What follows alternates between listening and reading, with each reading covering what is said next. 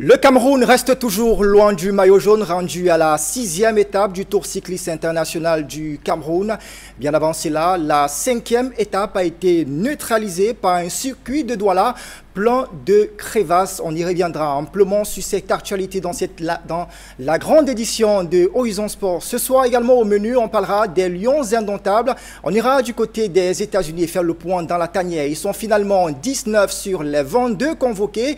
On fera donc le point de la sélection camerounaise dans cette édition de Horizon Sport, tout comme on essaiera de comprendre pourquoi est-ce que les Lions U23 n'iront pas finalement à la Coupe d'Afrique des Nations de la catégorie prévue au Maroc. Ils ont été disqualifiés finalement au détriment du Gabon par une décision du juge d'appel de la Confédération africaine de football. On reviendra également sur toute cette actualité et bien d'autres dans cette édition de Horizon Sport. Le temps de présenter le panel des experts qui va nous accompagner ce soir. D'abord, il est bel et bien là pour parler avec nous de cyclisme. Lui, c'est Jules Sau. Bonsoir et bienvenue. Bonsoir Fabrice. Bonsoir à tous vos millions de téléspectateurs. Je rappelle, vous êtes secrétaire général du cyclisme dans la région du littoral. Autre invité ce soir, c'est un visage bien connu, désormais habitué de ce plateau. Lui, c'est Alain Denis Koul. Il est journaliste sportif et avec lui, on va décrypter de fond en comble l'actualité sportive. Bienvenue, Alain Denis Koul. Bonsoir Fabrice, bonsoir à tous vos téléspectateurs. Je suis une fois de plus très heureux d'être là ce soir. J'espère surtout passer un très bon moment à parler de sport. Et voilà, autre invité également ce soir, comme tous les vendredis d'ailleurs. Lui, c'est le coach Clément Zeko. Voilà, habitué du plateau. Coach Clément Zeko, bonsoir et bienvenue également. Bonsoir Fabrice, bonsoir à l'ensemble des téléspectateurs. Une fois de plus, je suis heureux d'être là.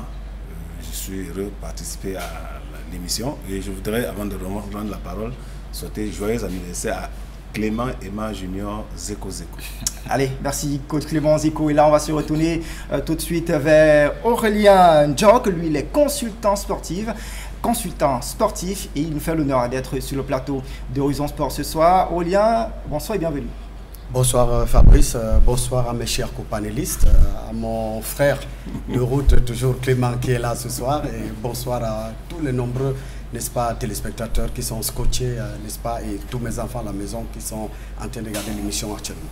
Et voilà, le décor de cette émission planté. On commence tout de suite et maintenant à parler du cyclisme et on revient sur la 5e étape qui n'a finalement pas eu lieu du côté ici même à Douala. Le tour a été neutralisé du fait d'une route pleine de crevasses et d'une pluie qui s'est abattue dans la ville de Douala. On va donc regarder ce reportage de Cédric Digne pour avoir plus de détails sur ce tour cycliste Monkey dans la ville de Douala. On revient donc sur le premier circuit. Et là, on va neutraliser la course. Pour faire simple, l'étape de Douala dans le Tour cycliste du Cameroun est purement et simplement annulée, selon les termes du commissaire de la course. Une étape en circuit fermé autour du tronçon routier qui relie les quartiers de Ndokoti, PK10, PK12 et Niala. La raison de cette annulation, l'état catastrophique de la route. On a fait le circuit, on a fait 3 circuits. Le premier circuit était de passer par la nouvelle route Saint-Thomas. Là encore, on est tombé sur les trous au niveau de la boulangerie Saker. Des trous que le commissaire international jugeait très prononcés. Il y avait beaucoup de nids de poules qui empêchaient l'évolution du peloton. Pour les coureurs, la déception est grande. On est déçus, nous, en tant que coureurs, parce qu'on est venu là pour faire la course. Et je pense que même pour les spectateurs et pour les organisateurs. Mais bon, on est là aussi pour faire avancer les choses, pour essayer que les prochaines fois, ça ne se reproduise pas, des choses comme ça. C'est dommage qu'on a annulé cette journée, parce que nous tous, on comptait faire quelque chose ici à Douala. Bon, comme on a annulé, on ne peut rien faire. 109 km au total pour cette 5e étape dans une partie de la cité économique réputée pour ses routes difficiles et extrêmement dégradées. La neutralisation de ce critérium vient jeter un coup de froid sur cette 19e édition du Tour cycliste du Cameroun. Pourtant, un an plus tôt, la mairie de ville, dans un communiqué, annonçait justement des travaux sur cet axe routier. Passé cette période, les routes cauchemardesques refont leur apparition, remettant en cause même la capacité du Cameroun à pouvoir tenir les paris des grands événements sportifs. Et voilà le reportage de Cédric Digne pour planter le décor sur ce sujet du Tour cycliste international du Cameroun neutralisé dans la ville de Douala. Et on va retourner directement vers vous, Jules Saut. Vous êtes secrétaire général du cyclisme dans le littoral et vous connaissez très bien cette discipline. Comment est-ce que ça s'explique qu'en pleine compétition, c'est en pleine compétition qu'on découvre que la route n'est pas bonne et que le tour ne peut pas se dérouler? Comment est-ce qu'on peut expliquer ça? Bon, on va dire que pour les professionnels du cyclisme, ce n'est pas quelque chose d'étrange parce que le terme est bien indiqué, on a dit neutraliser. En même temps, on ne va pas faire dans la langue de bois. Et dans l'interview, c'était le président de la fédération. Il a été on ne peut plus clair en disant qu'il y avait des nids de poules et des nids d'éléphants. Mais ce qu'il faut préciser, c'est que dans une compétition cycliste, des imprévus comme ça peut arriver. On a des imprévus d'ordre naturel, là ça peut se comprendre. Le Tour de France a été annulé, je pense, a été neutralisé en 2022 pour raison de pluie qui avait envahi la route. Donc ça arrive sur d'autres cieux. Donc pour nous, les professionnels et pour les cyclistes, ce n'est pas quelque chose de surprenant. Mais la vérité, c'est que pour cette étape, il y a un problème qui n'est pas d'ordre naturel, les nids de poules.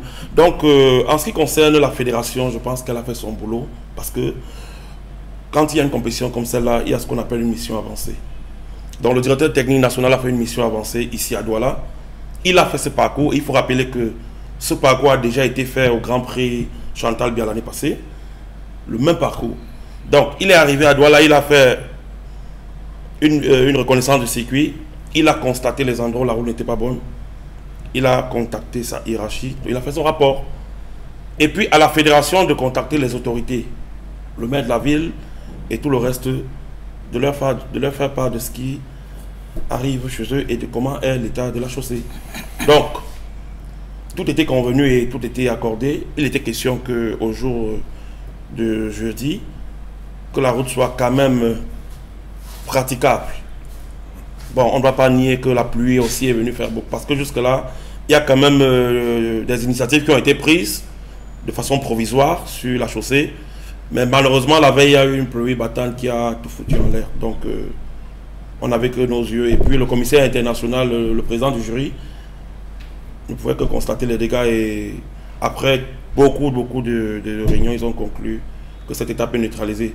Donc, je préfère qu'on utilise l'étape neutralisée parce que en cyclisme, quand on neutralise une étape, ça veut dire qu'on repart sur la base de la journée de la veille. Donc, la quatrième étape, on redonne le même temps à tout le monde et puis on continue la course après. Donc c'est pas grave, aujourd'hui ils ont fait Lumchang autant pour moi et puis ça s'est très bien déroulé. Donc voilà. Alain Denis Koul, c'est quand même très grave. On a plusieurs délégations étrangères qui sont au Cameroun, on a la Hollande, on a la France, on a le Bénin, on a le Rwanda, tous ces pays qui sont venus au Cameroun pour prendre part à cette compétition. Quelle image ils vont rentrer avec chez eux? Est-ce que ce n'est pas l'image du Cameroun qui est mise à mal avec cette situation? C'est une très mauvaise publicité pour le Cameroun. C'est même une très grosse honte que de voir que ce genre de choses peuvent encore arriver au Cameroun en 2023. Je pense que sur votre chaîne, à Equinox, régulièrement, il y a des reportages qui sont réalisés au quotidien qui montrent un peu l'état calamiteux de nos différentes routes. Il est difficile de faire 1 km à Douala sans toutefois trouver minimum 5, 6, 7 nids d'éléphants, c'est-à-dire des trous qui peuvent vous bousiller le véhicule ou encore vous pouvez renverser quand vous êtes sur un benskin, comme on appelle chez nous ici au quartier. Donc c'est la preuve que quelque part chez nous, le message ne passe pas ou alors passe difficilement. Et donc tous ceux-là qui sont venus au Cameroun vont rentrer avec une image très négative de ce pays-là, qui pourtant sur la scène continentale et même au-delà du continent est quand même réputé être un grand pays. Mais quand des gens viennent comme ça, on a vu des Européens, on a vu des Africains à l'interview tout à l'heure, quand ils rentrent avec ce genre de situation dans la tête, c'est le Cameroun qui prend un gros coup. Après, je pense qu'il ne faut pas se limiter au niveau de la responsabilité des dirigeants qui n'ont peut-être pas fait leur boulot au niveau de l'état des routes. Il faut aussi venir au niveau des organisateurs de ce tournoi au Cameroun, au niveau de la fédération du cyclisme, fédération camerounaise de cyclisme. Et je pense que si on était dans un environnement très sérieux, au moment où je parle actuellement, des têtes seraient déjà tombées en réalité. Parce que je comprends, hein, j'essaie de comprendre comment le grand frère sur le plateau essaie d'expliquer, de justifier ce qui a bien pu se passer en évoquant la question des missions avancées qu'on a envoyées d'abord ici à Douala pour évaluer la route. Mais il est clair qu'aujourd'hui, quand ce qui arrive là arrive quand même, il faut pouvoir dire que quelque part cette mission avancée a tout fait sauf une mission avancée réelle. C'est-à-dire les gens sont peut-être venus à Douala en villégiature ou alors en balade, ils ont envoyé un rapport et à la fin rien n'a été fait. Sincèrement, puisque rien n'explique qu'on puisse quand même envoyer des coureurs sur une route alors que la veille on devrait déjà faire le trajet au moins, ou alors le rapport de la mission avancée devait être tellement explicite au point de dire à ceux qui décident que en fait cette route-ci est impraticable.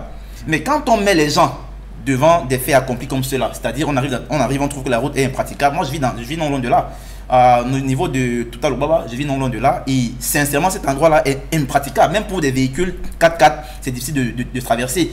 Donc quand des gens viennent de beaucoup de pays à travers le monde et découvrent lors d'une course un tour international de surcroît, je crois, sincèrement c'est l'image du Cameroun qui se trouve écornée. Et je pense que si on est dans un environnement sérieux, au plus tard demain, il faut que des têtes puissent tomber et que les gens puissent rendre gauche, parce que sincèrement c'est très grave et on ne peut pas laisser cela comme ça impuni.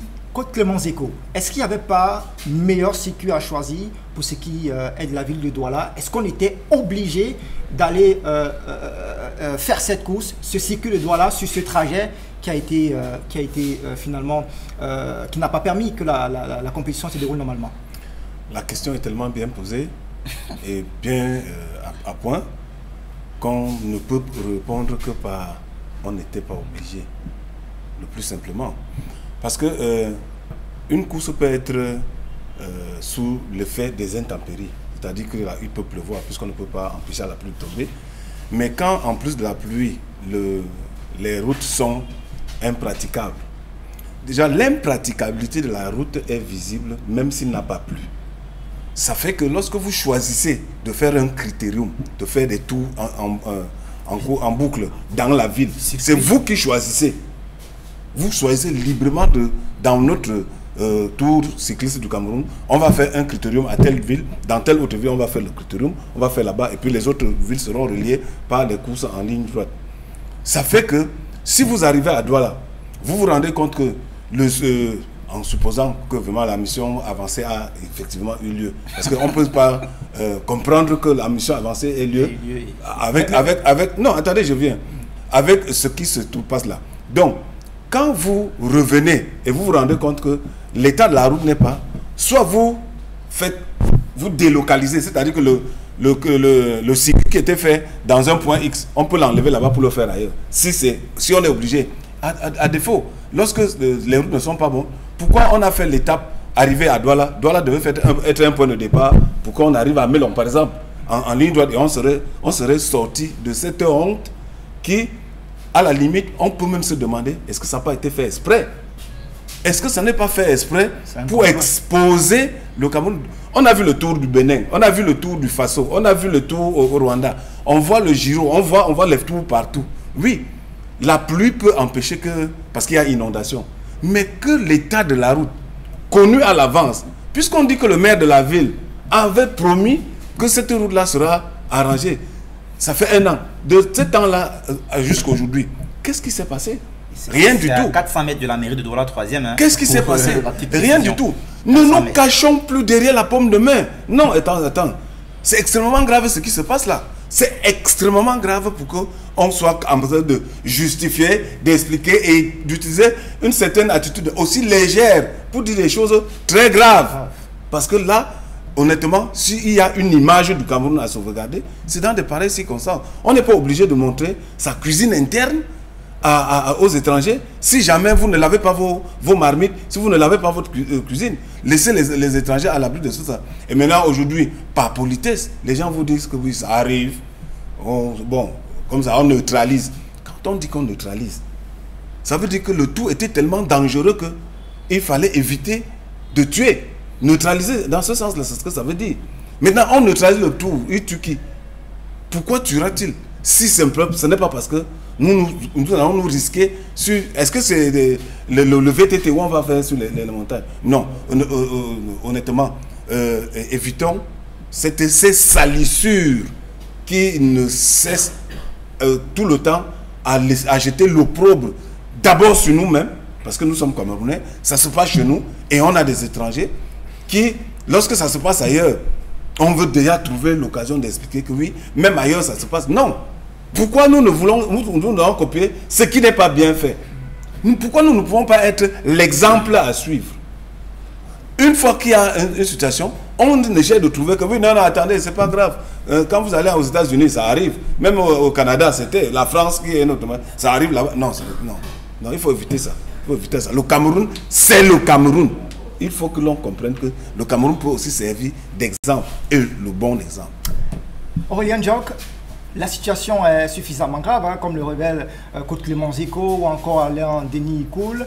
On a écouté le président de la Fédération camerounaise de cyclisme, Honoré aussi, qui estime que c'est le commissaire de la course, qui lui est homme belge, qui arrive au Cameroun pour la toute première fois, qui lors du départ fictif découvre effectivement qu'on ne peut pas effectuer cette course sur ce circuit-là. Est-ce qu'on ne peut pas dire que on est resté là dans les mauvaises habitudes de Camerounais et que c'est un étranger qui vient finalement nous dire qu'on ne peut pas courir ici et on ne peut pas courir là quand on sait qu'on a plusieurs fois effectué des courses sur ce trajet?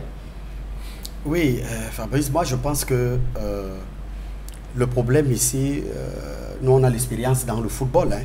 C'est-à-dire, dernièrement, on a commis des stades homologués au Cameroun. On n'avait pas vu les Olimbe et tout, on a mis de côté. C'est préventif. Vous comprenez un peu? C'est préventif. Curieusement, ici, c'est-à-dire que je suis complètement perdu de comprendre qu'au Cameroun, non seulement les images qui choquent tout un pays, ça montre comment est-ce qu'un pays fonctionne. Vous comprenez? C'est-à-dire qu'on ne maîtrise même pas notre propre pays. Et je pense que les organisateurs même, c'est-à-dire que ceux qui sont au niveau international, devraient faire une mission. Parce que les circuits ne sont pas choisis quand vous arrivez ici. C'est tout un dossier. C'est au préalable que ces circuits sont homologués. Qui les a homologués donc? C'est ça. Les gens qui sont venus, n'est-ce pas, pour faire l'état des lieux, pour visiter. Comment est-ce qu'ils ont eu quelle garantie vis-à-vis, n'est-ce pas, du gouvernement pour se rassurer que d'ici là, ça va marcher? Et toujours la même course ici, j'ai eu une autre quelque part où il y a eu un accident, toujours par rapport à cet état de la route. Parce que n'oubliez pas que ce n'est pas que Douala. La majorité, vous voyez, même la seule route qui est repartie des deux grandes villes d'une capitale, d'un pays capitale d'une Afrique centrale.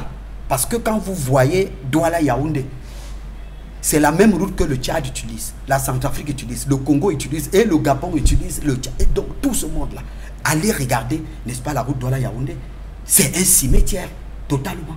C'est un cimetière. Je me demande comment les gens s'en sortent même la nuit. Nous qui avons le problème de vue, je me demande comment ces chauffeurs s'en sortent la nuit pour faire Douala-Yaoundé. C'est très grave. Ce n'est pas seulement que la ville de Douala. Donc c'est un problème criard. Donc je pense que comme la FIFA ou bien la CAF le fait souvent, il faut les pays comme le Cameroun les mettre hors compétition, de ne pas organiser. Parce que là, c'est une honte énorme. Quand le SG est en train de se dédouaner là maintenant en nous disant qu'en France, c'est le phénomène naturel pluie. Il peut avoir le séisme. Non, c'était pour expliquer simplement le mot neutralisation. Hein. C'est un mot qui existe en cyclisme, mais on a nulle part dit qu'il n'y a pas faute. La route est mauvaise, c'est un fait. Le président l'a dit. Il a donné les raisons pour lesquelles la course a été neutralisée. Oui, j'explique le mot neutralisé, mais on n'a pas annulé. Non, on n'est même pas là-bas. Est-ce que la finish? S'il s'agit de l'état de la route, on est en face. Voilà. Personne n'a jamais justifié l'état de la route. Déjà qu'il faut préciser, ce n'est pas la responsabilité de la FECA cyclisme de le faire. Écoutez, là, donc nous sommes tous d'accord. Et nous savons là où il en est de même. Si vous permettez, je vais faire une précision. Je vais faire une précision Permettez... éclairer la lanterne de notre téléspectateur. Prenez d'un autre. Voilà. Aurélien va terminer sa prise de parole et puis vous allez... Voilà, j'ai même perdu... voilà. Donc moi, j'étais en train de dire que neutraliser, ce n'est pas un mot qui vous allez nous expliquer ce que c'est pour qu'on comprenne avec des exemples. Non.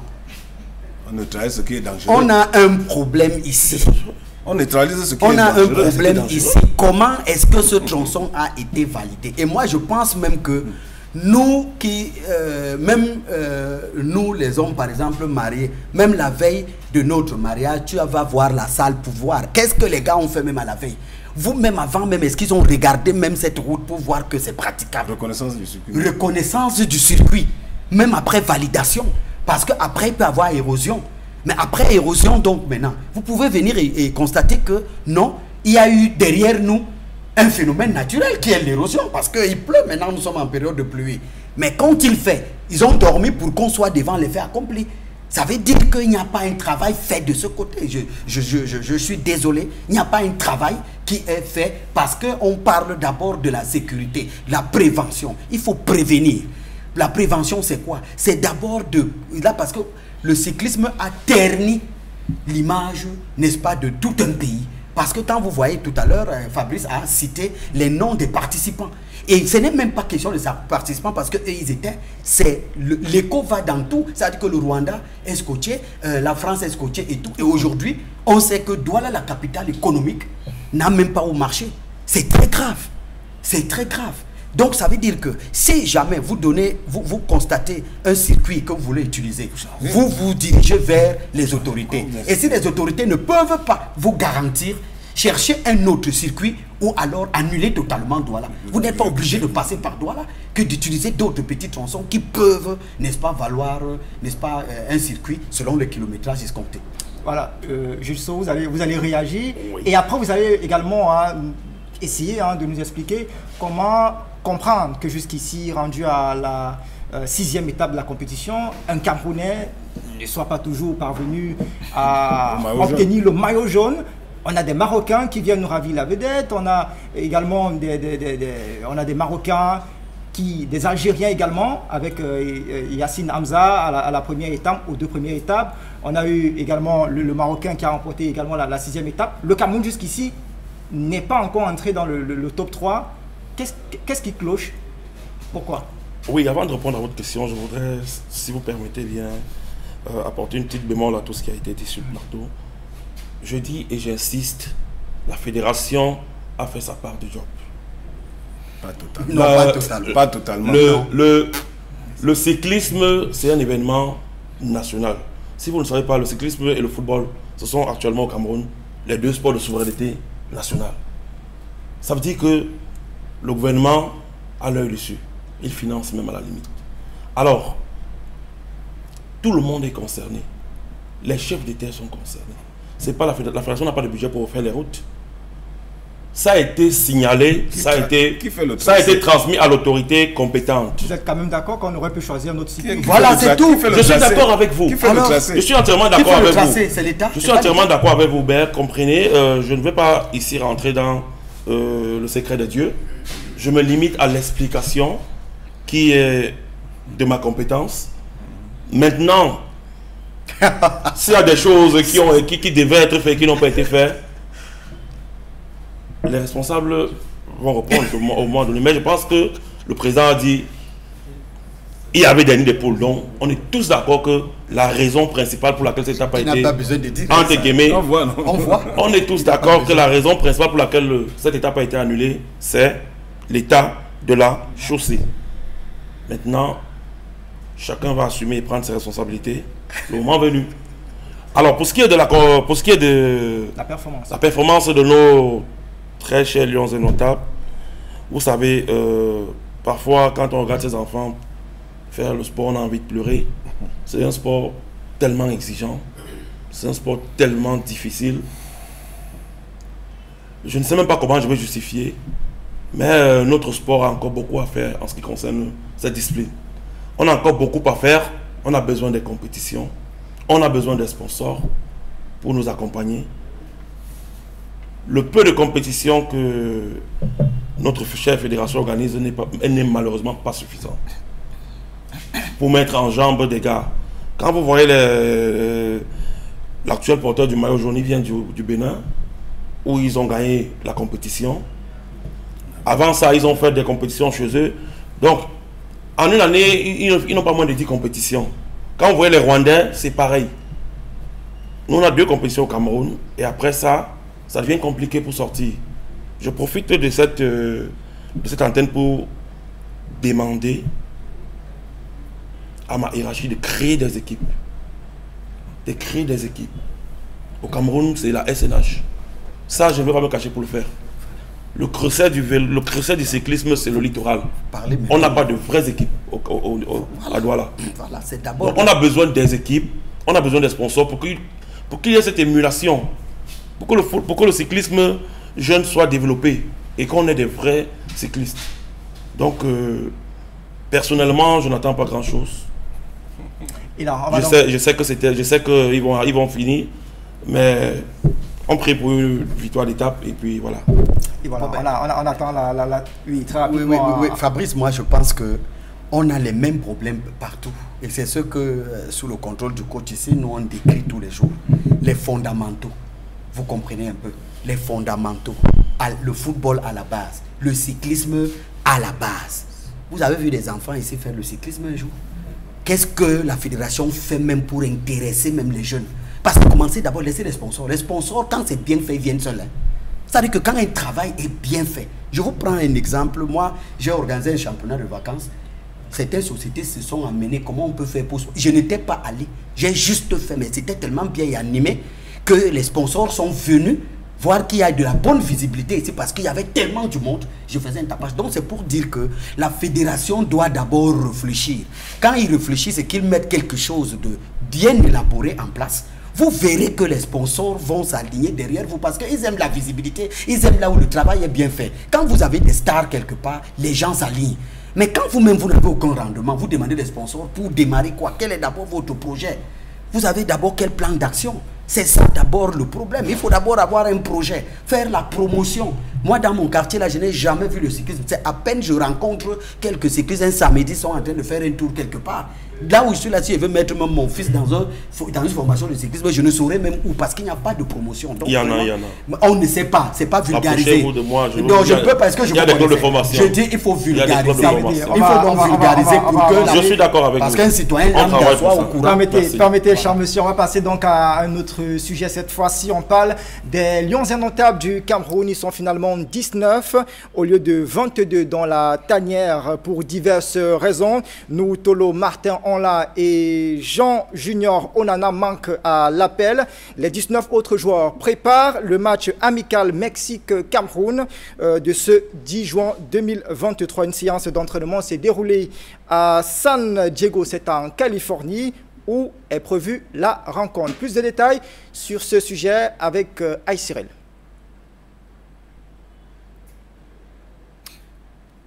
Alors, ils sont donc 19 du côté de Californie. On a dit, nous, Tolo manque à l'appel. Jean Onana manque également à l'appel. Martin Onla, lui également, manque à l'appel. Et on va donc regarder ce reportage de Axil pour avoir plus de précisions et voir la séance d'entraînement des Lions indomptables qui a eu lieu ce jour du côté de Californie aux États-Unis. Axil.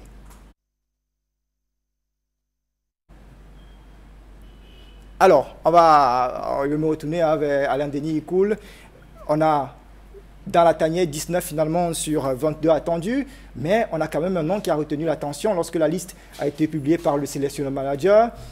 Fabrice Ondoa, le gardien de l'AEK du côté de Lettonie qui fait son retour dans la sélection. Là maintenant, on se pose bien des questions. Fabrice Ondoa qui revient. Davis Passy qui lui était là avait déjà quand même fait de belles prestations lors de la Coupe du Monde. Question à chaud, qui numéro 1 pour vous? Je sais pas. Je ne suis pas le sélectionneur manager, donc c'est difficile pour moi de dire qui sera numéro 1. En appelant Fabrice Ondoa, on savait pertinemment, enfin le sélectionneur savait pertinemment qui est-ce qu'il devait mettre comme numéro 1. Mais dans mon esprit, je sais qu'aujourd'hui, le Cameroun a un gardien qui, bien qu'étant en retraite, fait quand même office de figure de pro en termes de gardien de but dans ce poste-là, en l'occurrence André Onana, pardon, il n'est pas là cette fois-ci. Maintenant, les deux autres, il reviendra au cours de prendre la décision. Maintenant, vous posez la question de savoir, enfin la question sur le retour de Fabrice Ondoa, oui. Je crois que Rigobert Song a expliqué un peu en conférence de presse pourquoi est-ce qu'il a appelé cette fois-ci et pas autrefois, en nous disant qu'il appelle Ondoa cette fois-ci parce qu'Ondoa est d'abord camerounais, premièrement. Ensuite, que le coach, ça c'est pas amusant, coach.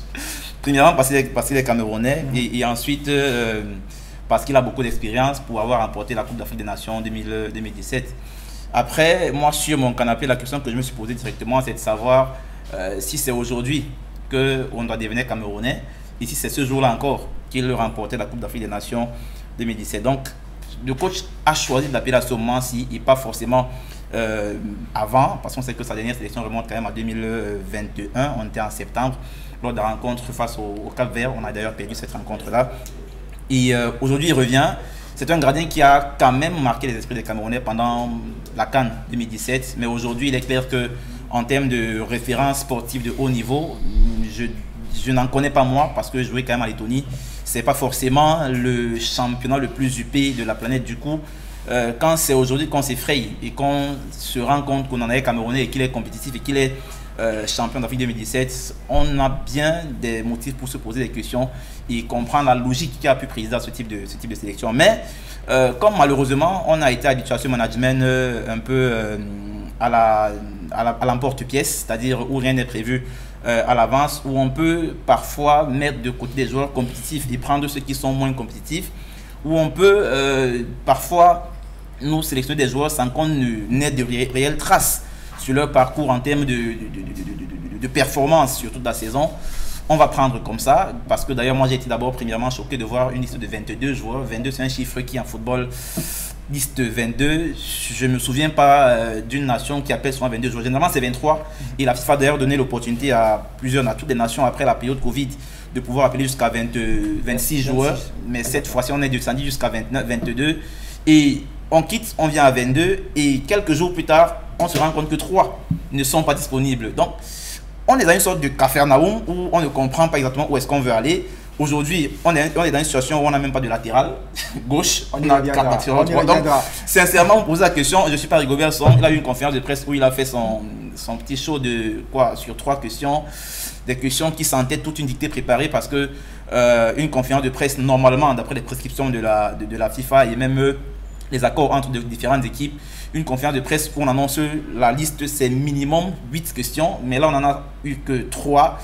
Donc il y a eu tellement de zones d'ombre qui n'ont pas été clairement élucidées pendant cette conférence de presse, et aujourd'hui on en a des situations où on va supputer, on va dire des choses sur lesquelles on n'a pas véritablement d'éléments, parce qu'il y a quelqu'un quelque part qui malheureusement n'a pas pu faire son travail qui est celui d'expliquer ses choix aux Camerounais que nous sommes.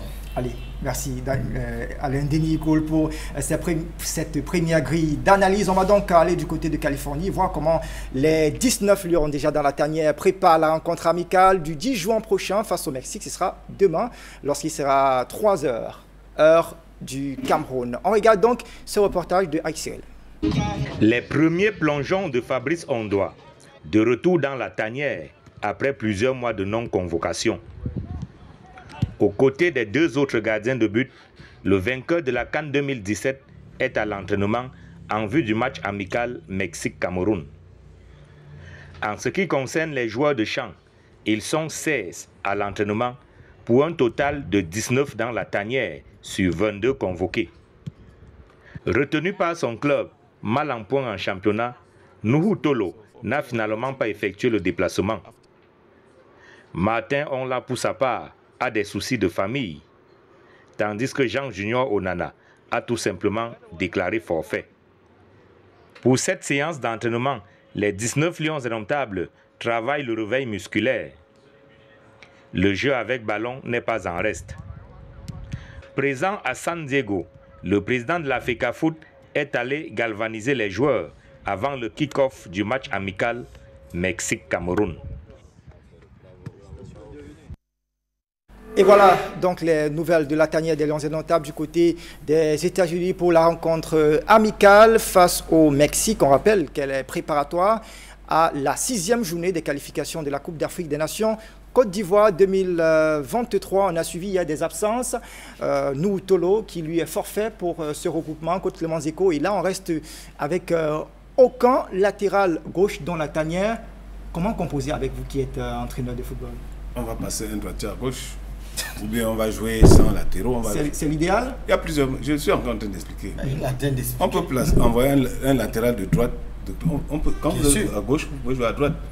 N'oubliez pas, par exemple, je vais dire quoi, Ebelendingue, qui est le latéral. Il joue du pied droit. On a vu Mbombe Frem qui jouait du pied droit. Faye Collins aussi à la CAN 2017. Ça veut dire qu'on peut prendre un latéral du côté droit, on le passe à gauche. Parce qu'il y a un problème d'ambidextrie qui peut être résorbé de cette manière-là. Soit on peut jouer sans latéraux. C'est-à-dire que si vous jouez à une défense à 3, vous aurez besoin des couloirs, ce qu'on appelle aujourd'hui les pistons. Ça veut dire que vous n'avez pas besoin de latéraux, vous avez 3 défenseurs centraux et vous avez deux pistons et le milieu de terrain. Vous n'avez pas besoin de latéraux. Et maintenant, l'animation va permettre de fermer le côté du latéral si jamais un problème arrive là-bas. Donc il y a plusieurs solutions sur le plan technique pour résoudre. Ce n'est pas parce qu'il n'y a pas un latéral que le feu a pris la maison. Non. Il faut pouvoir savoir animer. Mais maintenant, il y a que dans le foot, il y a 3 choses qu'il faut savoir. Il y a le jeu au poste. Je joue dans le poste, ce que je dois avoir comme aptitude pour jouer à ce poste. Il y a le jeu dans le poste voisin. Si je suis défenseur central, droit, je peux secourir le latéral droit, je peux secourir le récupérateur qui est devant moi. Je peux de temps en temps secourir même le gardien parce que quand le gardien sort, je couvre derrière. Ça, c'est le jeu au poste voisin. Maintenant, je peux aussi dans le dépassement de fonction. C'est-à-dire que je suis défenseur, je m'engage dans une action offensive. Je pars de la défense centrale, je peux me trouver même avant-centre ou bien extérieur. Il y a donc ces 3 situations qui peuvent me permettre de jouer. Et aujourd'hui, les joueurs les plus utilisés, c'est ceux-là qui, dans les 3 registres, apportent à voir. Parce qu'il y a une phase du foot qu'on appelle la phase du jeu total. Si dans le jeu m'oblige de quitter mon poste et aller à un autre poste, si je me retrouve en avant-centre, je ne vais pas appeler l'avant-centre qui est resté derrière de venir finir l'action alors que je suis en position d'avant-centre. C'est moi qui je me trouve en position d'avant-centre, je vais marquer. Donc, pour moi, il n'y a pas à crier arros sur le baudet simplement parce qu'il n'y a pas de latéraux. Maintenant, est-ce que dans l'animation, on va intégrer cela et modifier le dispositif? Le dispositif, c'est le positionnement 3-5-2 qui enlève le latéraux. Ensuite, maintenant, s'il faut rester en 4-3-3, c'est-à-dire que intégrer les latéraux et 2 défenseurs centraux, la première des situations, c'est de passer un latéral de métier de gauche à droite, si son ambidextrie permet de le faire. À défaut, on va prendre le joueur du poste voisin. Je vous ai dit, quand vous êtes latéral, ça veut dire qu'un défenseur central, et on l'a vu dans ce cas, quand on prend un défenseur central pour le mettre en latéral du même côté, où on fait reculer un milieu de terrain, on le met. Kamavinga, parfois, on le voit à l'intérieur du milieu de terrain quand il vient à l'équipe de France ou bien quand il est même au Real. Après, on peut le voir en latéral. Donc, ce n'est pas à ce niveau-là qu'il y a problème. Le sélectionneur qui a appelé les joueurs sait exactement ce qu'il veut et comment il voudra les disposer sur le terrain pour pouvoir faire jouer. Ça veut dire que, si je comprends bien, pour le coach, il est normal dans une unité de 22 joueurs de ne pas avoir de latéral gauche, c'est ça? Non, c'est pas ce que je dis. Il y a une contingence. À l'état actuel des choses, on n'a pas de latéral. Faut-il la coucher à l'instant là? Non. On prend on s'adapte. C'est scientifique. Maintenant, si ce problème, s'il avait pensé à ce problème, il devait doubler au poste. Il doublerait au poste. C'est la règle, généralement. Non. Chaque règle a les réceptions. Chaque sélectionneur, chaque entraîneur a sa manière de voir et de lire les choses. Avec les joueurs qu'on a sous la main, parce qu'il faut généralement entraîner les joueurs qu'on a sous la main et non entraîner ce qu'on a dans sa tête. Parce que ce que vous avez dans votre tête, vous n'avez pas les éléments pour pouvoir traduire ce que vous avez dans votre tête. Alors que lorsque vous avez les joueurs sous la main, si ce joueur est gaucher unijambiste, je travaille avec lui sur le joueur gaucher unijambiste. Mais si l'autre a une bonne ambidextrie, je travaille avec. Parce que le contexte m'oblige. À l'état actuel des choses, ils étaient 22 convoqués. Il n'y a plus les 22, il n'y a plus que 19 je crois. Et sur les 19, on n'a pas de latéral gauche au poste de latéral gauche. Qu'est-ce qu'on fait? En fait, le problème qui se pose, c'est un problème d'anticipation ou alors de capacité d'anticipation. Quand on est sélectionneur, en plus sélectionneur-manager, on doit pouvoir anticiper sur ce qui peut se produire. Alors, voilà quelqu'un qui nous fait une liste de 22 joueurs, qui a l'intelligence de nous mettre 4 arrière droits, 4, et un seul arrière gauche. Il sait pertinemment que ce match se joue dans une période qui n'est pas une période FIFA, parce qu'il faut dire que la période FIFA commence le 12, alors que le match se joue le 10. Alors, ça veut dire que il y a des chances que certains joueurs puissent être retenus par leur club qui n'ont pas l'obligation de les libérer. Et c'est le cas pour un garçon comme nous aujourd'hui, qui est le seul arrière gauche que tu appelles. Ok? Et donc tu te retrouves dans une situation où tu n'as plus d'arrière gauche et tu n'as que 4 arrière droits.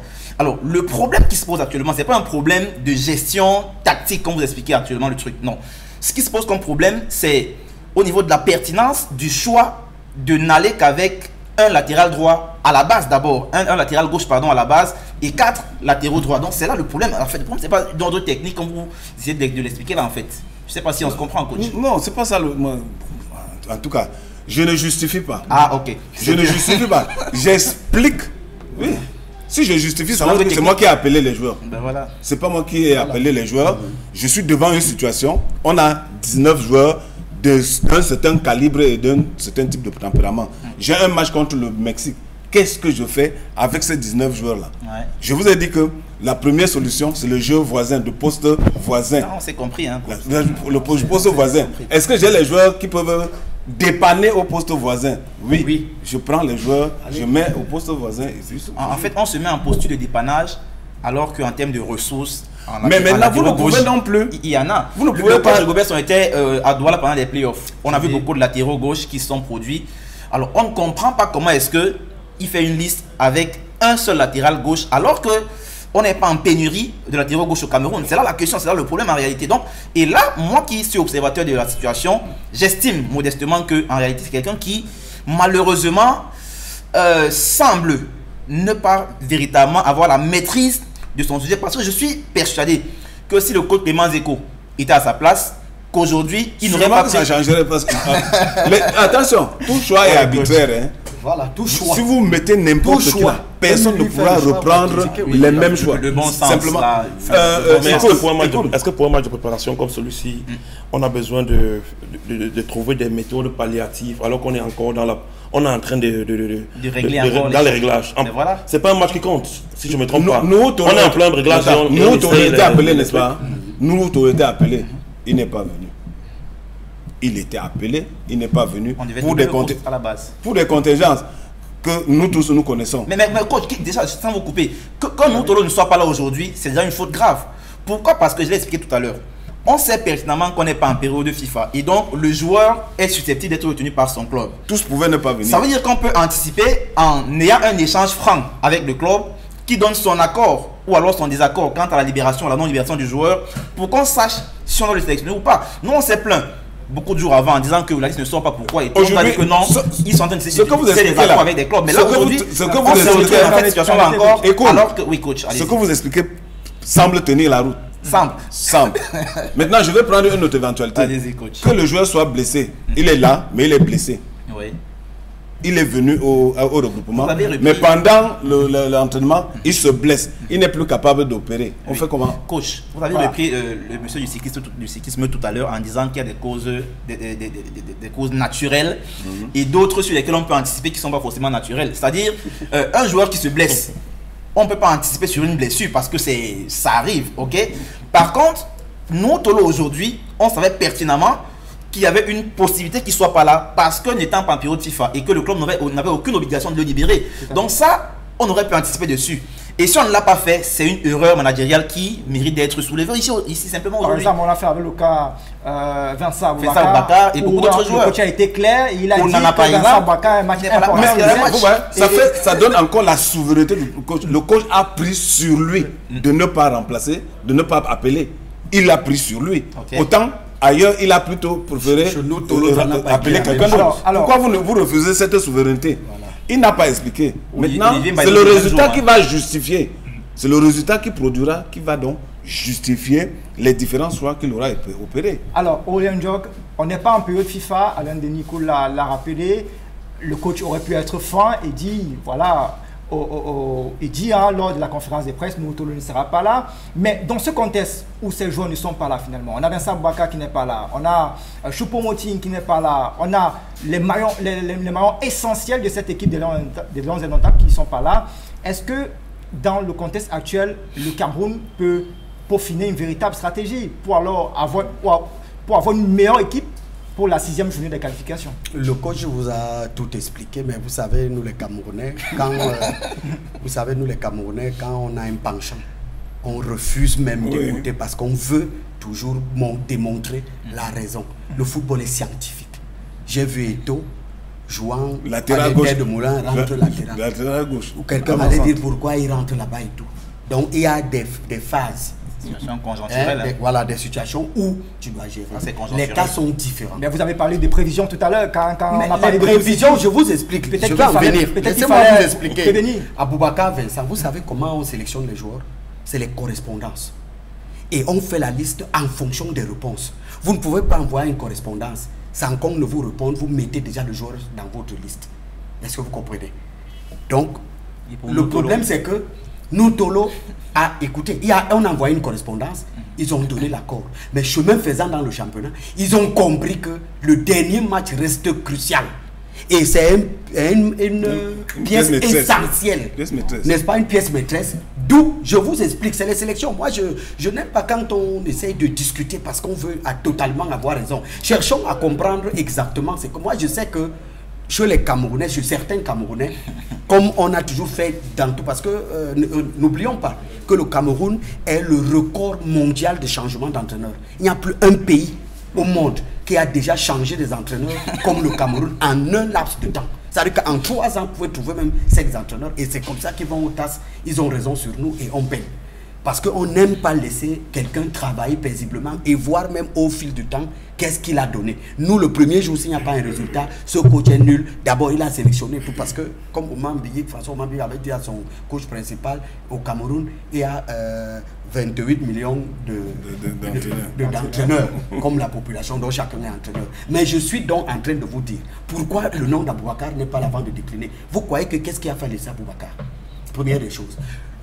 Par exemple, l'accord de principe. Je peux expliquer. Moi, j'ai les explications de l'entraîneur. Moi, je n'ai pas les explications de cœur. Par exemple, le cas de Onana. Onana a joué un match très important avec la fatigue. Vu le vol, a appelé ses entraîneurs et il s'est excusé que le temps d'arriver le 9, le jour du match, parce que s'il quittait l'Europe pour l'Amérique, il devait arriver la veille. Avec cette fatigue, son arrivée là-bas ne servira à rien, qu'on le laisse profiter des vacances. Le coach, le staff a validé. Vous comprenez? Martin Honla, il a son problème de... On en a joué quand? Quel Onana? Onana dont vous parlez. Jean Junior. Il a joué, ben oui, Jean Junior. Mais le match c'est le 10. Le match c'est le 10, c'est le vol. Et on a parlé de la correspondance. Il a bien expliqué. Là, vous parlez du cas Vincent Aboubacar, non pas Jean Onana. Non, Jean Junior Onana. Et André Onana. Vous n'avez pas suivi la conférence de presse. Il a parlé personnellement de chaque joueur et justifié les absences. Il a parlé de Vincent Aboubacar. Non, que Vincent Aboubacar, je veux appeler à M. Njok que lorsque les gouvernements ont fait sa conférence de presse, l'absence de Jean Junior, on n'en est pas encore acté. Je dis ceci. C'est pourquoi en conférence de presse, je vous dis qu'il parlait de Vincent Aboubacar, disant que Vincent Aboubacar a un match important le 7 et que le temps d'arriver aux États-Unis, il va arriver justement la veille, comme vous expliquez. De toutes les façons, moi je voudrais dire ici que nous on aime vraiment de la critique pour critiquer. Parce que les Camerounais, non, c'est pas argumenté, c'est la critique. C'est la critique, c'est pas argumenté. Parce que je vous ai dit qu'il y a toujours l'adaptation. Le coach est là. Vous pouvez arriver aux entraînements. Vous avez 20 joueurs, vous n'avez que 2 ballons. Est-ce que vous rentrez parce que le matériel n'est pas... Vous adaptez l'entraînement en fonction du matériel que vous avez et l'entraînement se passe. C'est en fonction de ces circonstances. Moi, ce que je voudrais dire ici, c'est que le Cameroun n'est pas dans le projet. Je n'ai pas vu un entraîneur ici qui a convaincu les Camerounais. Ils sont toujours partis en dehors de Claude Leroy par la petite porte. Tous sont mauvais ou quoi? Ou alors c'est nous qui sélectionnons mal, que ce soit les Occidentaux et tout aujourd'hui. Donc moi je dis, ayons quand même la capacité, ou bien Faye Collins peut jouer au latéral gauche. Tout simplement. Le coach a expliqué techniquement. Un milieu, un défenseur central, c'est un latéral. Tout fait. Il n'y a rien à faire. Donc moi je dis, si nous, Tolo n'est pas là, et que le club qui est en danger voit que, en principe, j'ai un match important et on n'est même pas là des pilotes FIFA, rien ne m'oblige à libérer le joueur. Il a profité de cette situation, ou alors il y a d'abord eu accord de principe. Sinon, son nom ne serait pas dans la liste. Et voilà, on va donc, pour sortir de ce sujet, prendre d'abord la liste des joueurs et après on va faire une sorte de 11 équipes selon une sorte, on va essayer. Nous sommes pas Rigobert-Song. Tout à fait, nous ne sommes pas Rigobert-Song. On va faire 11 probables tous ensemble, mais d'abord on va prendre la liste.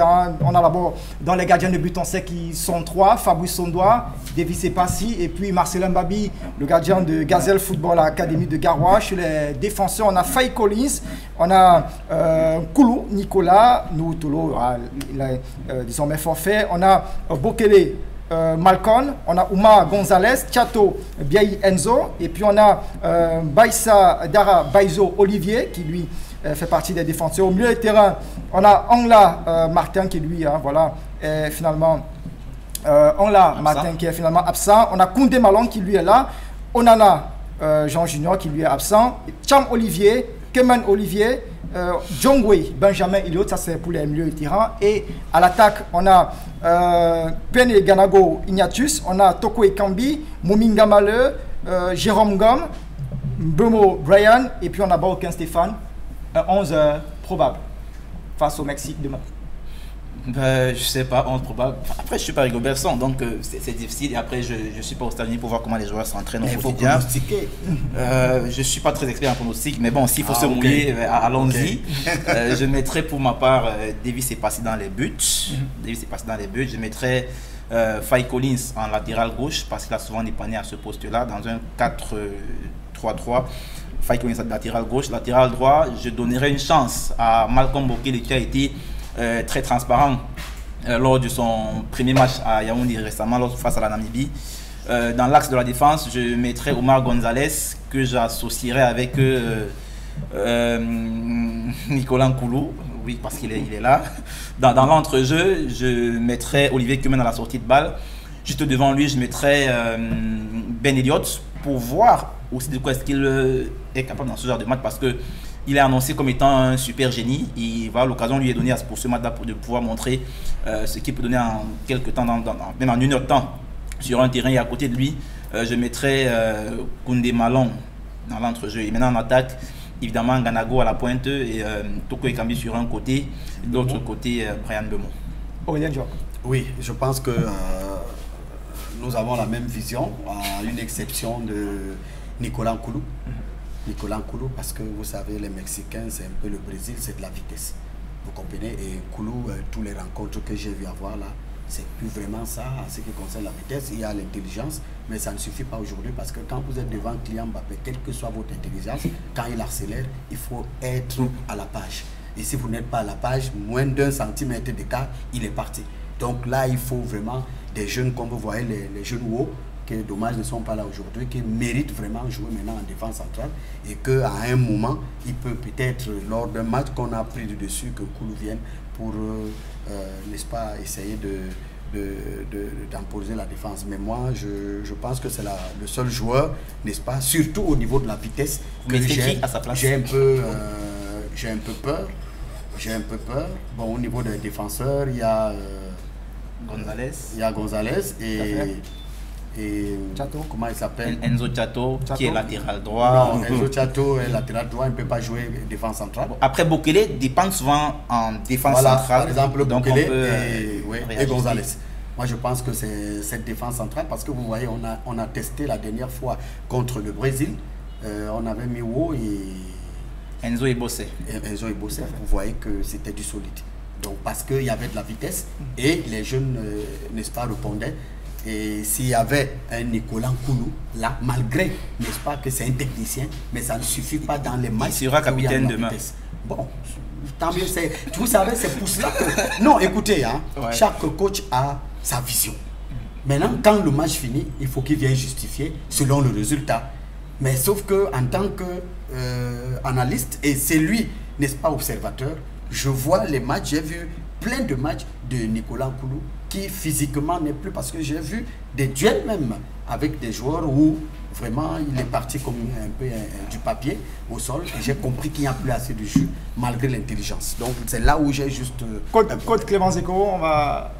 Votre 11 probable. Non, je ne me jeterai pas dans ce jeu, simplement. Oui, parce que j'ai expliqué qu'il y a deux dispositifs, peut-être au moins deux dispositifs qu'on peut utiliser dans ce cas-ci. Le 3-5-2, si on a peur de l'absence des latéraux de métier et qu'on ne veut pas les utiliser, on va plutôt utiliser les pistons.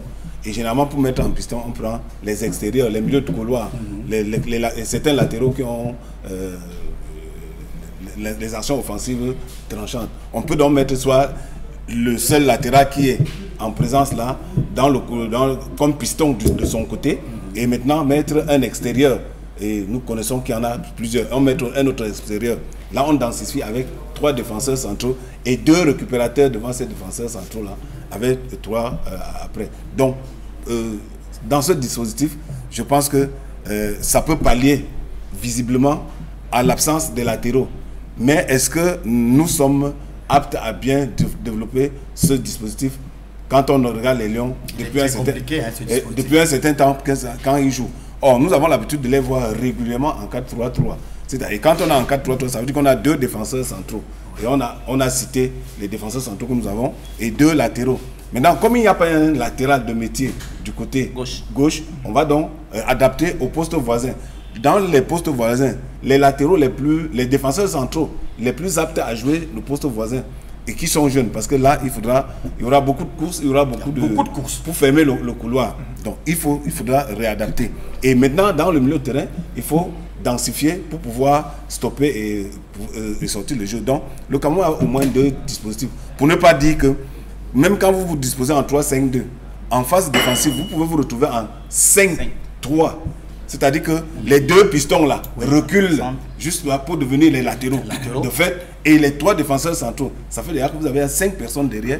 Et si le milieu animateur qui est devant les récupérateurs recule aussi, ça veut dire qu'on a 5-3 ou 5-4 et un seul devant. Oui. Donc, il y a beaucoup de flexibilité. C'est un système qui demande beaucoup d'automatisme aussi, le coach le sait. Oui. Et que surtout la dernière fois où les Lions ont joué dans ce système-là, on en a pris 2. C'était contre l'Ouzbékistan. Oui. On a perdu 2-0. J'explique. C'était très difficile ce jour. Oui, non, mais maintenant, quand on voit le niveau des jeux de Lyon, ils ne sont pas des blancs-bêtes.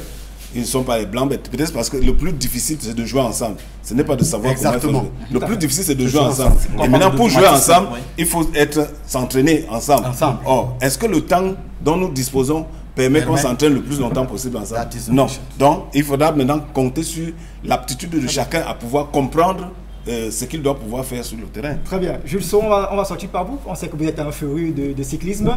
Voulez-vous prêter également au jeu? On est gardien de but, Davis et passif, Fabrice Ondoa, Marcelin Mabi. Non, moi je veux dire tout simplement, ils ont pris notre football, ils ont remis aux professionnels, aux experts. Parce qu'à notre époque, tous les Camerounais pouvaient faire le classement. Aujourd'hui, j'entends ces noms comme des noms qui ne sont pas des Camerounais.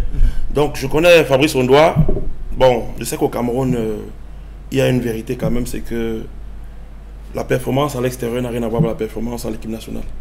Parfois, il y a un gars qui est fort seulement à l'équipe nationale. C'est sa spécialité. En championnat, il ne fait rien. Et un autre qui n'est que fort à l'étranger. Oui. On a connu des cas comme ça ici.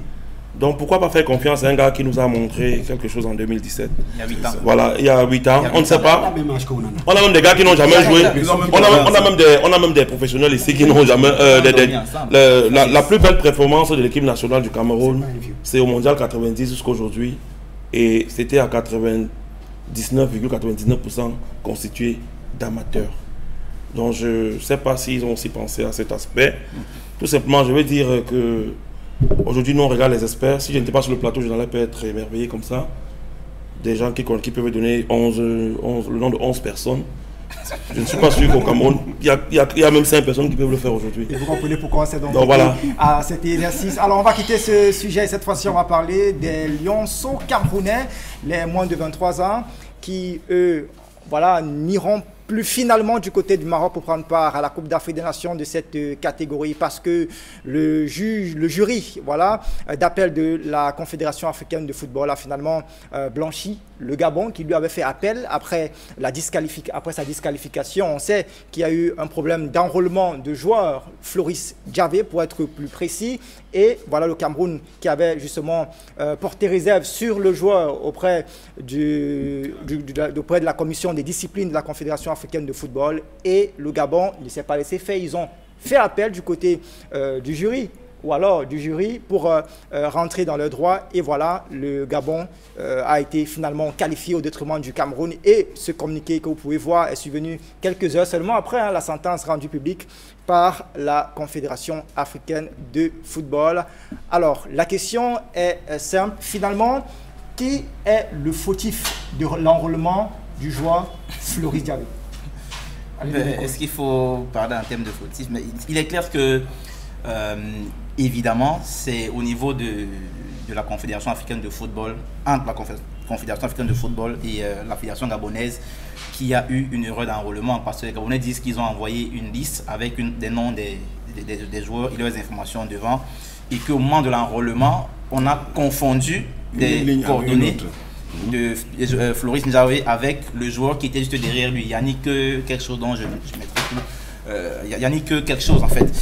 Et il est clair qu'on devait seulement arriver à cette situation d'aujourd'hui, parce que évidemment les chefs d'accusation portés par la partie camerounaise ont été battus en brèche par la partie gabonaise, parce que le Cameroun estimait qu'il y a eu fraude sur l'identité et sur l'âge du joueur, alors que les Gabonais ont réussi à apporter des éléments liés à l'identité du joueur pour démontrer qu'en réalité il n'y a jamais eu fraude. Ils ont sorti le passeport valide du joueur, ils ont sorti le certificat médical du joueur, ils ont sorti la licence sportive du joueur et d'autres éléments qui ont, n'est-ce pas, contribué à battre en brèche les arguments du Cameroun qui voulaient démontrer qu'en réalité le joueur avait trafiqué son âge.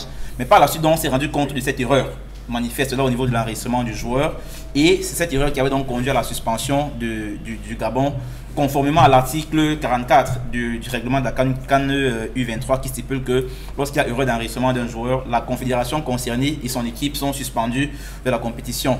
Maintenant, c'est une erreur qui s'est produite. Par la suite, les Gabonais ont donc porté le recours auprès de la commission d'appel, je crois, de la CAF. Et cela a été traité il y a quelques jours de cela. Et la décision est tombée donc hier, nous l'avons tous reçu, tous vu. Et faisant état de ce que le Gabon est rétabli dans ses droits, il va donc faire la CAN au détriment du Cameroun, comme vous l'avez signalé. Mais il faut signaler que juste avant d'entrer dans ce studio, on a vu la lettre d'Africa Foot faisant état de ce que elle aussi va directement aller du côté du TAS pour essayer de rentrer encore dans son droit pour davantage appuyer ces arguments selon lesquels le joueur gabonais a trafiqué son âge. Maintenant, il faudra que nos arguments soient forts, parce qu'il faut dire que la partie camerounaise a présenté des éléments qui ne sont pas des éléments d'identité du joueur, mais qui sont des éléments qui ont été pris sur Internet pour la plupart, notamment les transfert market du joueur, qui sont un peu contraires à certains autres documents que le joueur a présentés autrefois, notamment lors des rencontres CAF en Ligue des Champions et en Coupe des Confédérations de la CAF. Donc, maintenant, est-ce que ces éléments-là auront plus de poids que les éléments d'identité du joueur, notamment son passeport, son acte de naissance et sa carte d'identité? C'est ce qu'il faudra voir du côté du TAS dans quelques jours. Mais là, il faut également faire une précision. Dans la décision qui avait été rendue publique par la commission des disciplines de la Confédération africaine de football, il était clairement dit que le Cameroun avait présenté des éléments qui démontraient que le joueur avait participé à la Ligue des champions de la CAF avec l'âge de 1997. Pourtant, il a joué les qualifications de la CAN U23 avec l'âge de 2003. Qu'est-ce qui s'est passé entre-temps pour que le jury d'appel de la Confédération africaine de football puisse finalement blanchir le Gabon et au détriment du Cameroun? Mais le problème, c'est que en réalité, dans la décision qui a été rendue par la CAF, je crois que c'était avant celle du 27, il n'a jamais été question d'une question liée au trafic d'âge ou alors au trafic d'identité du joueur. Il n'en a jamais été question. La CAF s'est arrêtée sur les questions liées simplement à l'erreur d'enregistrement, donc d'enrôlement du joueur. Bon, ils ont écrit enregistrement sur leur dossier, sur la décision. Donc, si on s'en tient à cela, il est clair que peut-être, et là on est dans des supputations, peut-être en enregistrant le joueur autrefois, lorsqu'on parle de 97, on a dû confondre avec l'autre joueur qui était né en 97 en attribuant à Ndjave. Et qui avait le même nom. Non, pas le même nom du tout. Lui s'appelle Yannick quelque chose, alors l'autre c'est Floris Ndjave. Écoute, moi je suis un peu turlupiné par la tournure que prend cette affaire. Le texte de la CAF dit que s'il y a une erreur, la fédération concernée est suspendue. Le Gabon reconnaît qu'il y a eu une erreur. Le Gabon reconnaît qu'il y a eu une erreur. Ça veut dire que, de facto, ce Gabon doit être suspendu. Le plus simplement possible. Mais maintenant, on peut peut-être comprendre, parce que c'est deux instances qui ont jugé le même problème. Mais maintenant, en ne lisant pas le texte de la même manière, parce que quand il y a un problème, le texte qui va prévaloir, c'est le texte de la CAF, qui régule le problème entre le Cameroun et le Gabon. On ne prend pas autre chose ailleurs, parce que si on prend ailleurs, on sort du domaine de finition. Moi, je fais... on fait le domaine de finition et le problème est mal posé.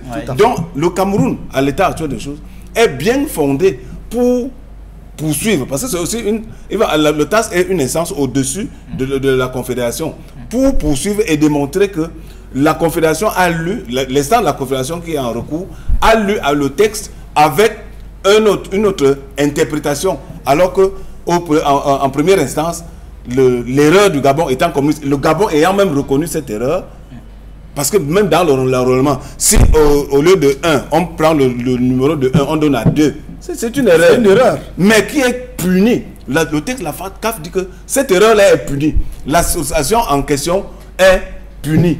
C'est pour cette raison que le Gabon a été puni. L'article 37 exactement. Oui, j'explique élémentairement. 44, ça c'est dans la décision du jury d'appel, mais dans la décision de la commission des disciplines, c'est l'article 37. Oui, j'explique comme ça pour que tout le monde comprenne. Parce qu'on a comme l'impression qu'ils ont lu la même loi différemment. Non, chacun a lu à son niveau une loi, ou du moins une partie de la loi qui peut avoir de l'interprétation qu'on a là, d'interprétation différentes. Le problème, c'est que quand la même CAF laisse une ouverture pour pouvoir faire appel ou alors recours, cela voudrait dire qu'il y a encore possibilité d'arbitrage de cette situation-là et que ce que prévoit le règlement n'est pas, comment on dit ça, je ne suis pas juriste, mais n'est pas non battable, si je peux dire ça comme ça. Il n'est pas discutable encore. Mais je n'ai pas le terme juridique qui va vraiment avec, mais c'est pour dire que si la CAF elle-même, dans ses textes, ou alors dans sa décision qui a été donnée le 27, a laissé la possibilité à la partie gabonaise de pouvoir faire appel, ça veut dire qu'il y a encore de l'espace pour pouvoir faire arbitrage. C'est comme tout jugement de justice. On te dit que tu as tel délai pour faire telle chose. Tout jugement de justice. Et voilà, on va donc suivre particulièrement cette affaire. Le Cameroun, vous l'avez dit, a annoncé fait donc appel du côté du tribunal arbitral des sports. Et donc on va suivre cette affaire particulièrement. Et cette fois-ci, on va parler de la Coupe du Cameroun, les 8e de finale de la compétition qui est annoncée pour ce week-end. On va donc jouer demain samedi, ce sera le 10 juin 2023 au stade municipal de Mbouda dès 15h. Le champion du Cameroun, Coton Sport de Garoua, va croiser Disport de la Léquier. Et puis la suite, ce sera donc dimanche le 11 juin 2023 au complexe de Coton Sport. Au complexe Coton Sport de Galbidier. On aura donc la rencontre entre CFF, les champions de Garoua, et Victoria United de Limbé. Ce sera à partir de 15h. Au stade municipal de Bamendia, Bafoussam, 13h. Au stade de Banjoun va croiser stade Rena de Mélan. Et puis sur le même stade à 15h30, PWD de Bamenda sera reprise à AS Fab de Yaoundé.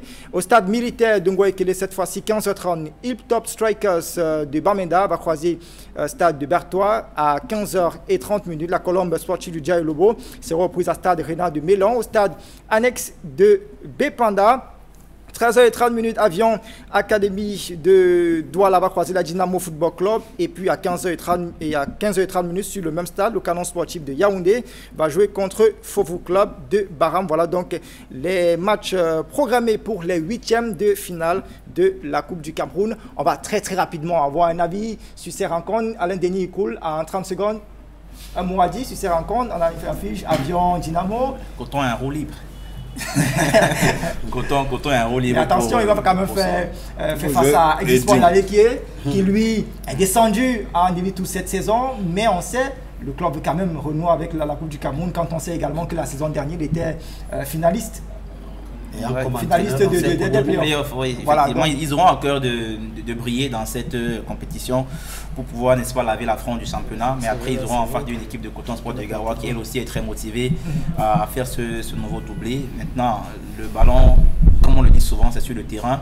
On va attendre de voir ce que ça va donner. Il y a une rencontre qui, moi, particulièrement m'intéresse, c'est Avion contre Dynamo. C'est une sorte de derby de la région du littoral. On va voir ce qu'elle aussi va nous produire entre deux équipes qui sont quand même très ronflantes depuis quelque temps dans la région. Côte Clément Zico, très rapidement, je vous vois, vous voulez réagir, vous avez pris des notes pratiquement. Comme d'habitude. Vous voulez réagir sur une rencontre, peut-être des rencontres Non, s'il y avait un commentaire, je n'ai pas un commentaire particulier parce que les rencontres sont ce qu'elles vont produire. Je n'ai pas vraiment un commentaire particulier. Oui, Joe, très rapidement. Comme disait mon jeune frère Ekoul, c'est la sensation, c'est Avion Dynamo. Mais ce qui me dérange seulement un peu dans ces rencontres, j'ai vu Stade Annexe, vraiment, je ne sais pas si des rencontres pareilles, on va mettre dans une boîte où ça ne peut pas accueillir un certain nombre de personnes. Et vraiment, pourquoi on n'a pas mis dans la grande cuvette pour que les gens puissent s'exprimer? Parce que quand je regarde Stade Annexe, parce qu'après Dynamo, le canon va suivre. Et vraiment, c'est pas bon sur une petite pelouse comme ça avec 4 grosses équipes qui normalement vont descendre à l'arène et ça va attirer beaucoup de foule avec le canon et la Dynamo en plus qui a le vent en poupe actuellement. Et qui est justement monté en Elite One cette saison.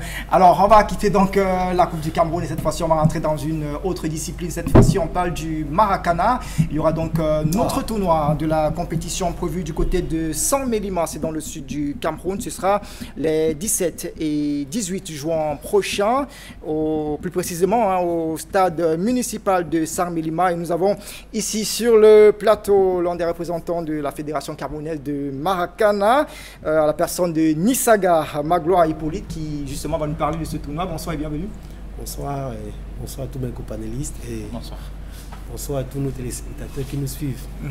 Et là, après Douala, Yaoundé, Bafoussam, on se déporte finalement du côté de Saint-Mélima. Déjà, pourquoi le choix de Saint-Mélima et pourquoi organiser des tournois plutôt que d'un championnat national? Bon, ça c'est un choix stratégique, ça vient déjà de l'association. Nous ne sommes pas encore une fédération, donc on n'a pas encore assez de moyens pour pouvoir se déployer comme les autres grandes structures qui sont comme la FECAFOOT. Nous faisons des championnats locaux et nous faisons des championnats dans des zones et les regroupements. C'est ça qui va nous permettre, avec nos petits moyens, de pouvoir se mouvoir. Bon, pour le moment, c'est ce que nous faisons. Et là, on annonce 10 équipes qui vont prendre part à ce tournoi. On parle de 3 pôles, une poule de 4 et 2 poules de 3. Rappelez-nous un peu, ça se passe comment concrètement? Oui, communément, quand on a 10 équipes, on possède, comme vous l'aviez dit, une poule de 4 et 2 de 3. La poule de 4 va prendre les 2 premiers et les 2 autres poules de 3 vont prendre chaque premier. Et on va jouer les croisés pour pouvoir trouver les demi-finalistes et les finalistes à la phase d'élimination à la demi-finale. Donc c'est comme ça qu'on procède régulièrement. Parce que si nous voulons faire 2 poules de 5, ce sera énormément long. Ce sera long. Et ça va, non seulement ça va fatiguer les joueurs, parce que quand nous faisons 2 poules de 10, on joue minimalement 20 matchs. Pourtant, quand nous faisons 3 poules, nous sommes dans les 15 à 16 matchs. Donc on gagne en temps, on fatigue moins les joueurs et tout le staff qui participent. Et voilà, vous dites que c'est en prélude de la Coupe d'Afrique des Nations, et d'où viennent les clubs de la compétition. Quels sont les clubs qui sont attendus justement et parlez-nous un peu de la préparation de la Coupe d'Afrique des Nations de Maracana prévue du côté du Bénin cette année. Oui, en ce qui concerne les préparations, c'est pourquoi nous faisons les tournois mensuels. C'est à l'issue de ces tournois que nous arrivons à trouver les joueurs dans la trempe que nous voulons. Parce qu'en réalité, cette année, le Cameroun sera représenté avec 2 catégories. Les seniors, qui sont les 35 ans et plus, et les super seniors, qui sont dans les 45 ans. Donc actuellement, nous n'avons pas de problème avec les seniors. Nous faisons plutôt la cour aux gens de 45 ans pour qu'ils viennent participer. C'est pourquoi je profite sur le plateau avec nous de coach qui a été un encadreur Maracana et mon grand frère de Bonamou Sadi, pour qu'ils essayent de mobiliser le personnel, les gens de cette catégorie qui viennent vraiment participer, parce qu'on a besoin non seulement d'avoir un championnat vivant et d'avoir aussi de personnes qui vont nous aider, parce qu'en réalité le Maracana c'est un sport pour les gens qui ont déjà traversé l'âge de... Un certain âge. Parce que on ne demande pas d'effort physique, les gens ne bousculent pas les gens, on ne tacle pas, c'est un sport assez responsable. Vous voyez un peu, c'est assez responsable. Oui, c'est assez responsable. Il est interdit... le football, c'est irresponsable, par exemple. Non, il est interdit. Nous voyons régulièrement dans le football, les gens respectent après les habits. Au Maracana, ça ne se fait pas. On te met à la porte. Tu n'es pas capable de... il est impossible au Maracana de t'adresser à ton collaborateur ou bien de ton adversaire avec autant d'adversité. Non, c'est interdit. C'est interdit. Vous voyez, quand on fait... il y a aussi une science... C'est pas pour les amoureux alors? Non, pas forcément pour les amoureux. On se fait des bisous peut-être là-bas. Non, c'est pas forcément pour les amoureux. C'est pas forcément...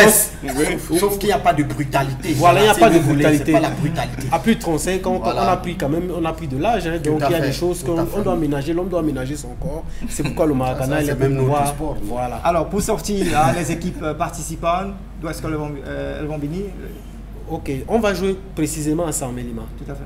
Parce que quand nous jouons dans une localité, c'est la localité qui nous produit les joueurs. Et les clubs. Et les clubs. Les clubs viendront uniquement de Saint-Mélima. Ils vont jouer. C'est une discipline bien courue. Hein. Ils vont jouer. Et à l'issue, on va trouver le meilleur. Et le meilleur de Saint-Mélima sera, comme on joue dans le sud, le meilleur de Saint-Mélima attendra le meilleur des Bolova, attendra le meilleur de Kribi, attendra le meilleur du littoral et consorts, voilà. Ils vont jouer maintenant entre eux dans le sud pour dégager le meilleur du sud. Le littoral jouera dans le littoral pour dégager le meilleur du littoral. Le centre pareillement, ainsi de suite. Et après ça, donc, on va faire une Champions League qui va regrouper les meilleurs de chaque région qui viendront participer à la grande messe. Et ils ont beaucoup de sponsors, hein, je vois sur le track. Oh non, ça, c'est pourquoi... beaucoup de sponsors. Non, les sponsors sont ceux qui ont...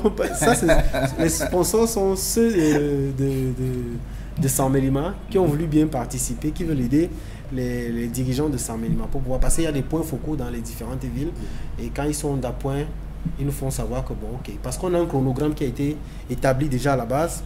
Le chronogramme a été remis à chaque point focal et qui travaille là-dessus. C'est que dans à telle période, on est censé avoir tel élément.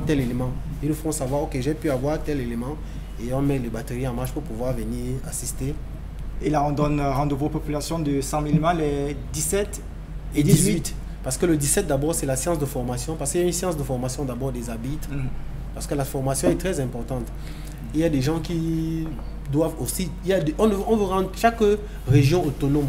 Il n'est pas toujours important qu'on aille jouer dans le centre ou dans le littoral ou dans les autres zones, que les arbitres viennent d'ailleurs jouer. Pourtant, il y a des arbitres qui peuvent être produits localement pour pouvoir jouer et aider et limiter les dépenses parce que nous ne sommes pas encore une fédération.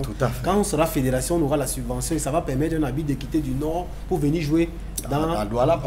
Il y a sans problème. Et voilà, on va sortir donc, on va vous dire merci et inviter tout simplement les populations de Saint-Mélima à venir vivre ce grand tournoi de Maracana. On quitte donc cette discipline. Cette fois-ci, on parle de la natation et de l'ouverture de la saison de natation et de sauvetage annoncée dans la région du centre. Avant cela, les athlètes doivent maîtriser les clauses des contrats les liant à leurs clubs respectifs. La Ligue départementale de natation et de sauvetage du Mfoudi sollicite l'expertise du SINAFOC pour une formation en technique de signature et de résolution des litiges des contrats sportifs. Plus de détails sur cette actualité avec Aïssirine. Bientôt le kick-off de la saison de natation et sauvetage à Yaoundé. Le ton est donné par le président de la Ligue régionale de natation et sauvetage du centre. Nous avons un objectif particulier, déjà d'implanter la natation et de la faire vivre à travers tous les plans d'eau possibles dans la ville de Yaoundé. Et surtout accompagner d'une manière efficace ceux-là qui vont entrer dans la logique compétitive, c'est-à-dire déceler les talents auprès des parents, ensuite les orienter vers l'accompagnement nécessaire des professionnels afin de pouvoir compétir. Plusieurs nageurs prendront part à l'ouverture de saison annoncée dans la Ligue régionale du Centre. Des nageurs qui devront être liés à leurs clubs respectifs par des contrats dûment signés et dont ils maîtrisent les clauses. Une formation à ce sujet s'impose. Pour un athlète ou bien un sportif, lorsque on lui présente un contrat, je peux vous dire immédiatement qu'il ne sait pas ce que c'est qu'un contrat. Il va tout simplement rectifier. C'est pour ça que généralement, nous, au SINAFOC, on conseille les jeunes athlètes, les jeunes sportifs, surtout nous, dans notre domaine, les footballeurs, d'être toujours accompagnés des personnes qui savent interpréter ce que c'est qu'un contrat. Attendu à l'ouverture de saison annoncée, la Ligue départementale de natation et sauvetage du Mfundi sollicite l'expertise du SINAFOC via son président Jérémy Sorel Ndjitapfoto pour une formation en technique de signature et de résolution des différents nés des contrats sportifs. La formation a lieu à Yaoundé sous l'appellation les matinées de natation et de sauvetage. Parlons basketball à présent. Eric Aimé Niaté, le nouveau président de la zone 4 de la Fédération internationale de basketball. Le Camerounais a été élu hier jeudi pour un mandat de 4 ans au cours de l'Assemblée générale élective tenue à Maputo, Mozambique. C'était face au candidat sortant, le Congolais Duneval Lufuma Makanda. Eric Aimé Niaté, l'actuel maire de la ville de Baganté, par ailleurs premier vice-président de la Fédération camerounaise de football, a été donc porté de basketball, justement, a été porté à la tête de cette instance et doit donc permettre à cette discipline de se développer dans la zone 4 de la Fédération internationale de basketball qui concerne les pays d'Afrique centrale, le Cameroun, le Tchad, la République centrafricaine, la République démocratique du Congo, la Guinée équatoriale, le Congo et voilà Sao Tomé et Principe. Voilà donc la dernière actualité qui va donc mettre un terme à cette édition. On va dire merci à tous ceux qui nous ont regardés à la maison. On va sortir avec en saluant tous ceux qui nous ont accompagnés sur ce plateau, Côte Clément Zeko. Nous sommes arrivés au thème. Oui, vraiment, on n'a pas vu courir le temps, tellement le sujet était alléchant et les commentaires nourris. Bon, une fois de plus, on prendra le rendez-vous de vendredi prochain, en espérant que les téléspectateurs seront encore aussi nombreux qu'aujourd'hui à nous regarder. Alors, Aurélien Diop, merci d'être venu. C'est moi qui vous dis merci, et surtout quand il faut essayer à notre modeste niveau d'éclairer, n'est-ce pas, la lanterne de nos téléspectateurs. Et j'ose croire qu'on a été à la hauteur des attentes, n'est-ce pas, de ces téléspectateurs. Et que si ce n'est pas ça, qu'ils nous en excusent, nul n'a le monopole du savoir. On essaye aussi d'éclairer à notre niveau. Alors, Hippolyte, on va sortir également. Oui, je veux dire merci d'abord pour l'invitation et on invite vivement tous les super seniors à venir participer au grand tournoi Maracana parce qu'on a besoin d'eux pour aller à la CAN au Bénin 2023 en septembre. Alain Denis Koul, c'était un plaisir. Oui, c'était un plaisir largement partagé. Juste dire à mon frère, Aurélien, que la critique que nous faisons au quotidien, c'est juste pour permettre aux choses d'avancer. Parce qu'on dit souvent que c'est de la confrontation antagoniste des idées que jaillit la vérité. Et aussi dire à tous les Camerounais d'être demain à partir de 20h derrière notre compatriote André Onana qui va jouer la finale de la Ligue des Champions. Que nous laissions de côté tous nos différends et que nous soyons tous derrière lui pour lui envoyer des énergies positives. Afin que demain, à 7h6, donc 22h32, nous soyons tous en train de célébrer une nouvelle Ligue des Champions pour un Camerounais. Tout à fait. Et on rappelle également qu'en première partie de cette émission, on a eu Jules Saul, il est le secrétaire général à la Ligue régionale du littoral de cyclisme. Et voilà, nous sommes donc arrivés au terme. On vous dit merci de nous avoir regardés ce soir. On vous donne rendez-vous la semaine prochaine. Vendredi plus précisément, lorsqu'il sera 21h. Bonsoir à tous.